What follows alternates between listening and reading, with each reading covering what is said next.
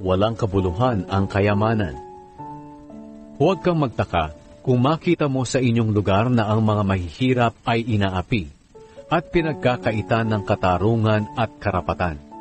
Dahil ang mga pinunong gumigipit sa kanila ay inaalagaan ng mas nakatataas na pinuno. At ang dalawang ito ay inaalagaan ng mas mataas pang pinuno.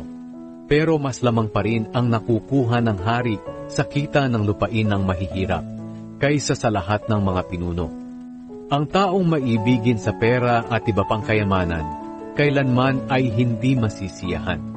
Wala rin itong kabuluhan. Kung dumarami ang kayamanan mo, dumarami rin ang nakikinabang nito.